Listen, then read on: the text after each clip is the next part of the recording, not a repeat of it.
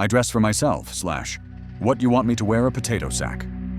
What she's really saying. I want male attention, validation, and status from other women, but I'm going to pretend it's about self-expression and comfort so I don't have to admit I'm advertising myself to the world. Why this matters. Let's be clear about what we're talking about. Women walking out of the house in leggings so tight you can see the full outline of their body. Gym attire that looks like clubwear. Crop tops. Everything skin tight and revealing. Then when you question why they dress that way, they hit you with one of two responses. I dress for myself. What do you want me to wear? A potato sack? A nun's outfit? Both responses are lies, and they know it. When you'll hear this, scenario 1, questioning her outfit. You're wearing that to the gym? Her, what's wrong with it? I dress for myself. If you're insecure, that's your problem. Translation. I want attention from men at the gym, and I'm going to make you feel controlling for noticing.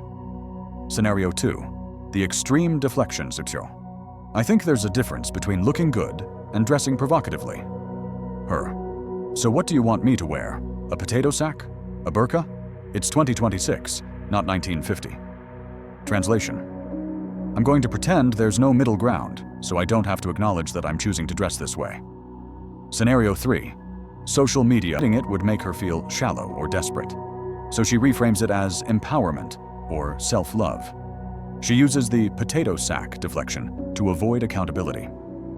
When you question why she's dressed provocatively, she immediately jumps to the extreme opposite. What, you want me to wear a burqa? A potato sack?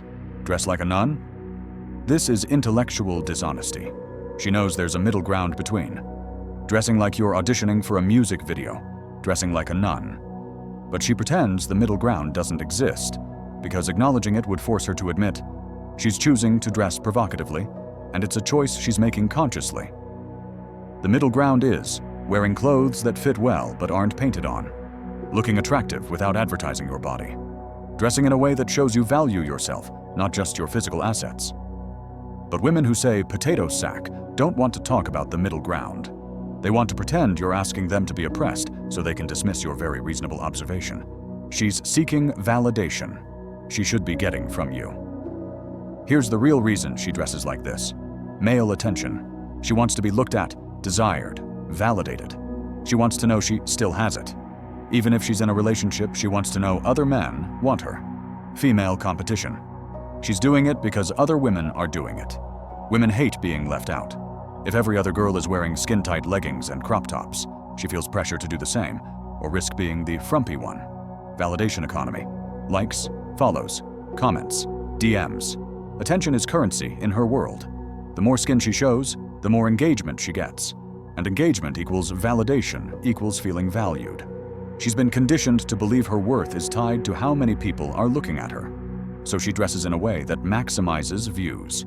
The difference between a wife and an attention seeker. A woman who dresses for likes and clicks. Her wardrobe is 90% leggings, crop tops, and revealing outfits. She's dressed the same, whether she's going to church, the gym, or the club. She posts thirst traps regularly. She gets defensive when you question her clothing choices. She values external validation over your comfort. A woman who dresses like a wife. She understands context. What's appropriate for the gym versus dinner versus family events. She saves her body for her husband, not for Instagram. She's comfortable and attractive without being provocative. She doesn't need the world's eyes on her to feel valuable. She respects that. How she presents herself reflects on you and your family. The type of woman who says this, values external validation over internal peace, follows trends without questioning them, seeks male attention even when in a relationship, competes with other women through appearance, gets defensive when held to standards, posts thirst traps, and says, just feeling myself. What you do. If you're looking for a wife, disqualify immediately. A woman whose wardrobe consists entirely of attention-seeking outfits is not preparing to be a wife. She's preparing to be looked at. You don't want a wife who's dressed provocatively every time she leaves the house. You don't want a wife who needs the world's validation to feel valuable. You don't want a wife who's advertising her body to every man who walks by. A wife understands. Her body is for her husband, not the public. How she dresses reflects on her family. Modesty isn't oppression. It's self-respect. She doesn't need the world's eyes on her, because she has the right man's eyes on her. If you're casually dating, understand what you're dealing with. If she's dressing for the world's attention, she's not dressing for you. And if she's constantly seeking validation from strangers, you'll never be enough. She'll always need more likes, more follows, more eyes on her. That's exhausting, insecure, and unsustainable. The woman who says the opposite. I dress in a way that respects myself and my relationship. I don't need everyone looking at me to feel good about myself. I save certain things for my man, not for Instagram. There's a difference between looking good and looking desperate. I dress for the occasion. I know the difference between the gym and a date night. These women understand that how you present yourself matters. They know that modesty isn't about shame, it's about value. They don't give away for free what should be reserved for their husband. They're comfortable, attractive, well put together, and they're not advertising themselves to the world. This is the woman who becomes a wife, not a spectacle. The bottom line, I dress for myself is what a woman says when she's dressing for everyone else.